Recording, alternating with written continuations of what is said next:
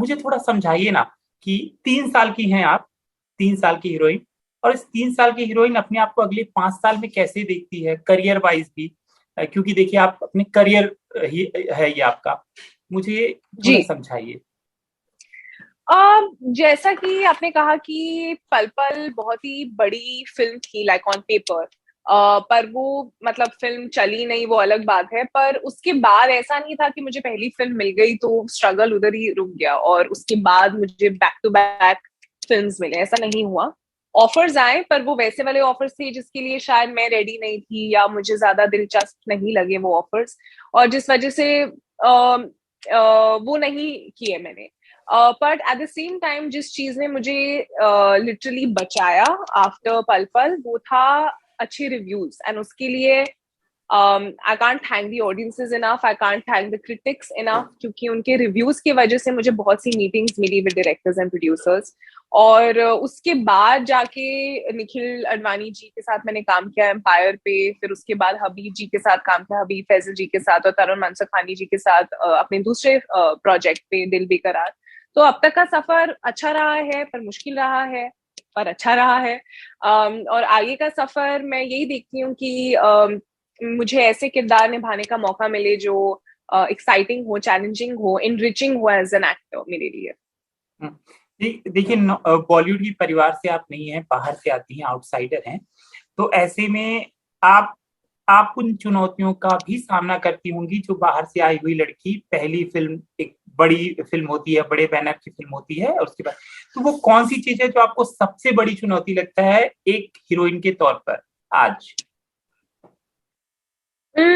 जैसा कि आपने बोला कि जब आप इस शहर से नहीं हो और आपकी फैमिली इस बिजनेस में नहीं है, तो टू अंडरस्टैंड द बिजनेस और बिजनेस को समझने में वो समय बहुत जाता है। और अभी भी मुझे कई बार लगता है कि बहुत सी चीजें मैं अभी भी सीख रही हूँ और सीखती रहूंगी, क्योंकि कोई होता नहीं है गाइड करने वाला, कोई you making your own mistakes और आप उन्हीं से खुद से ही सीख रहे हैं।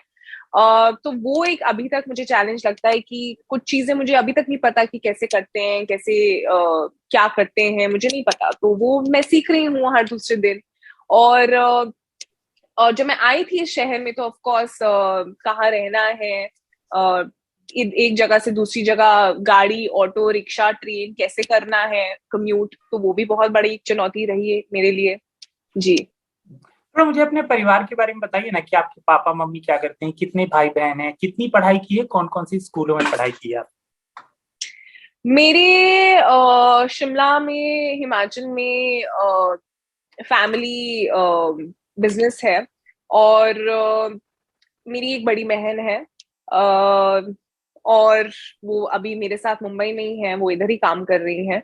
और मैं शिमला में पली बड़ी हूँ, स्कूलिंग मेरी उधर से ही हुई है। उसके बाद मैं एक बोर्डिंग स्कूल में थी कसौली में, जिसका नाम है द लॉरेंस स्कूल सनार। और उसके बाद जब मैंने अपना हाई स्कूल खत्म किया तब मैं मुंबई आई, जय हिंद कॉलेज में मैं ट्रैवल एंड टूरिज्म कर रही थी जब पल पल दिल के पास हुआ। ओके। और देखिए पहाड़ी जो पहाड़ से आते हैं उनका एक अलग ही जज्बा होता है, हर किसी के अंदर अपनी अलग अलग क्वालिटीज और खासियत होती है। शायद बॉलीवुड नहीं जानता होगा कि शहर के अंदर ये सब कुछ है।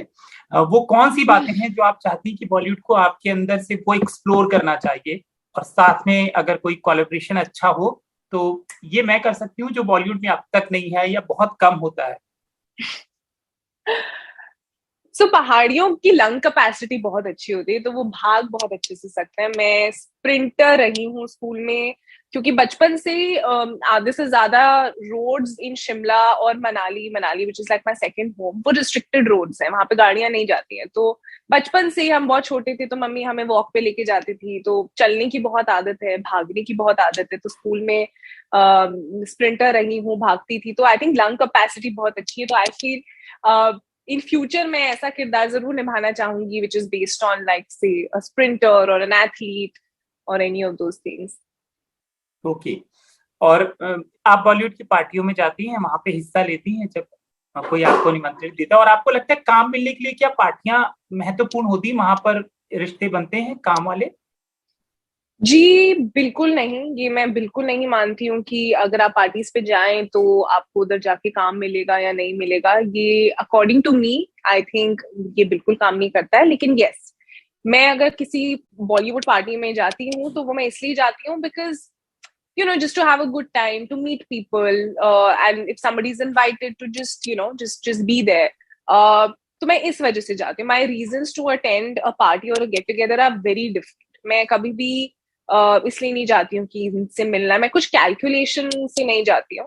एंड पर और जाती हूँ, पर मैं इन जनरल मैं इतना बाहर वैसे जाना पसंद नहीं करती हूँ, चाहे वो मेरे दोस्त भी क्यों ना हो। मैं या तो वो घर आ जाते हैं या मैं उनके घर चली जाती हूँ। तो मैं एक्चुअली, मुझे पार्टीज और ये सब इतना ज्यादा पर्सनली भी पसंद नहीं है।